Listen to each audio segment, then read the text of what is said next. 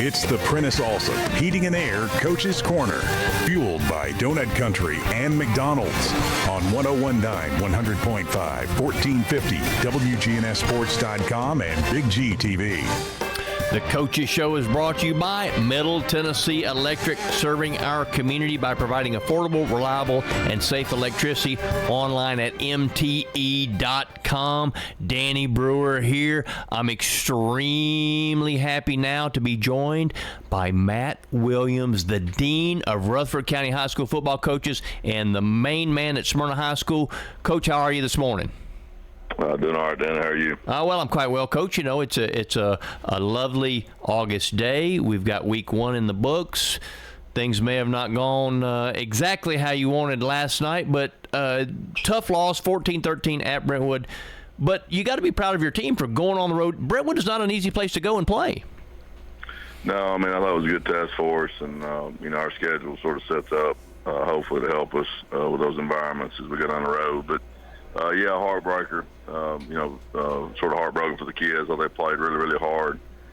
We just talked about going into the game that we couldn't make mistakes to hurt ourselves, and just had a lot of miscues. I think both teams did. Obviously, I think Brentwood had a lot of penalty yards, like more than we did, and, which was a little bit surprising. But I thought our kids played really hard. We just got to execute better in key situations, and those are things we can clean up and fix. And I had a lot of new faces last night playing for the first time on the Friday Night Lights, and so I think their growth from week 1 to week 2 will be substantial. Well, usually that can be the case a lot of times because week 1, you, like you said, you got the jitters. You got a lot of new faces out there. Let's talk a little bit about the defense. So you only gave up 14 points, I think, 1 touchdown early and unfortunately 1 touchdown late.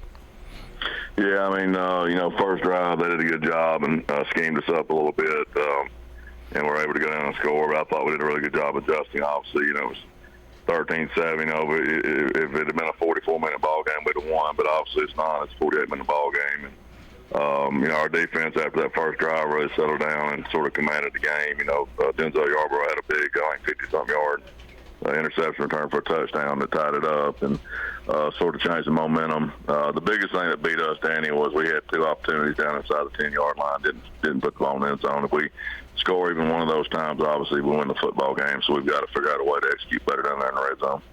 Yeah, because in that case, field goals are not what you want. You want touchdowns. No, you let people hang around. I mean, we settled for 2 field goals and, didn't come out and obviously got shut out in the second half. And, we got to do a better job offensively. And there's a lot of things. We had a lot of opportunities that were missed, and some were miscommunications on big downs. Had a screen pass called that we got a miscommunication there, and our quarterback thought it was a key run, and obviously not we wanted that situation, and had a couple of seam passes that were wide open that probably would have been touchdowns that we just missed. And those are things we'll get corrected on film and come back from. But, I thought our defense played really well and made some plays. We had 2 interceptions, 2 takeaways, and there's a lot we got to clean up, though, on the other phases. Coach, let's talk a little bit about one of your defenders, and I think you play someone off, Jerry Martin. Talk about that kid and how not only a leader on the field, but he's a leader off the field, I think. Yeah, he's one of our team-voted captains. His peers selected him as captain.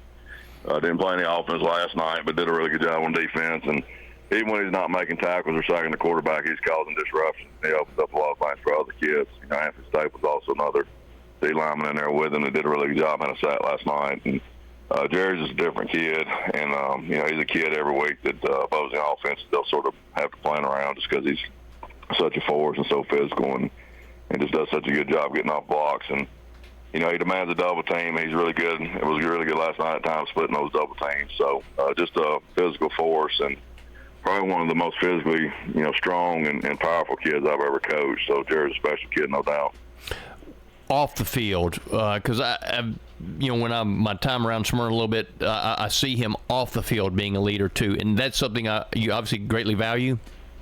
Yeah, 1,000%. I mean, he's leader in the classroom, leader in the hallways. I can't tell you how many times I've had teachers, commend him and how he acts in class and the way he is in the hallways. And so this is a special kid all the way around. He was a kid that showed up that was sort of mature beyond his years, and I think that's rubbed off on a lot of kids. As I mentioned, Anthony Staples. Anthony Staples is the same kind of kid, just a special kid. Great leader in the hallways in the school building, and both are involved in student government in some facet, and just a special young man. Coach Yarborough, I know he had the big pick six, but I think he was in 7 tackles last night too. So talk a little bit more about that kid and what he's doing. Yeah, he's gotten a lot better. Last year, start of the year, he had not played a lot, and a lot of growing pains through the early part of last year. And then we felt like later in the year last year, he'd sort of, come around and sort of figure some things out and become more physical. And, last night had the big play, obviously put us back in the ball game and had a lot of tackles. There's still some room for growth there in certain areas, but he made some splash plays for us last night that sort of helped us sustain the ball game. Coach, let's talk a little bit about offense, running game. I know that running the football has obviously been a staple of Smyrna High during your tenure there, and that's how you win is by running football. Talk a little bit about your running game. Yeah, I thought we ran the ball good at times last night. We got, a few issues that cropped up. I'm actually coaching offensive line. I thought at times we did a good job getting pushed, but didn't do a great job getting off on linebackers when we needed to, and a lot of their linebackers sort of gave us fits and made some mistakes that we worked on all week and some things we had stressed in the game plan that we didn't get executed as far as their outside backer folding over in there and things we've got to get better at. But, some of that I was expecting a little bit. You got one return on offensive line, you're going to have some mistakes like that. But, again, it's a chance to get in the film and make corrections, and we'll do that. And I thought Christian Beatty, and RJ, Christian ran it hard at times. And, RJ came in and gave us a spark. He's got a different gear and sort of an elusiveness that you can't teach. So I thought we ran the ball well at times. We got to do a better job in some of those areas, and we'll get that cleaned up. And I thought we blocked really well and got good movement at times. It's just like I said, at times we got better about getting off on the linebacker here and there. And at times running backs got to do a better job of hitting the seam. At times we bounce runs, and it looks like we're doing a poor job blocking. But if they hit it up in there where they're supposed to, you probably have a big run. So just, again, things we got to clean up between week 1 and week 2. So let's talk about week 2. At Hendersonville, coming up, another road test. Tell me a little bit about what you want to see out of your players this week. Yeah, we'll have to be destined. I've already been in the film this morning. They're going to be the same old Hendersonville. It's funny. I told somebody, I said, when I first got to Smyrna in 1998, we were in that district with Hendersonville and Gallatin and Mountain Juliet and Lebanon, all that bunch. And still the same Hendersonville. They're still wing T. They're still going to be a base 50 on defense.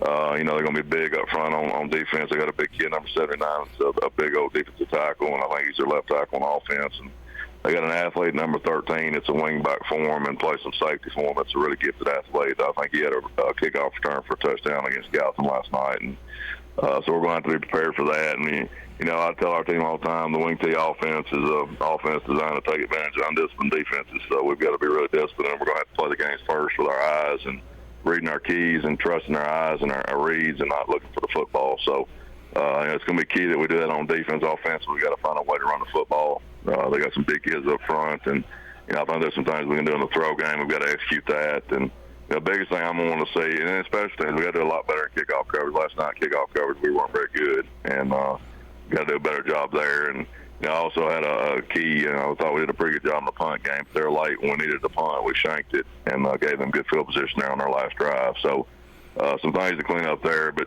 we're just going to be disciplined. Hendersonville is going to be another tough atmosphere in Sumner County. They're obviously a historic program over there, and just going to have a really good week of preparation. I tell the kids all the time, you're going to beat them Monday through Thursday. So we've got to prepare. Amen on that, Coach. Wing T, that used to be very common, but not so common in this day and age of football, but still a very tough offense to prepare for.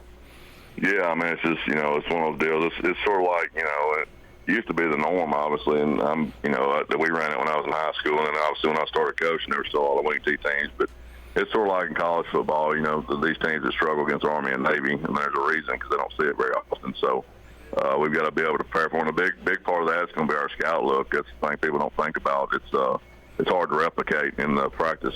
So we're going to have to do a good job with our scout offense and make sure we give our defense a good look. Coach, we appreciate your time. We wish you the best of luck in the coming weeks, and congratulations on a big effort last night at Brentwood. All right, thanks, Danny.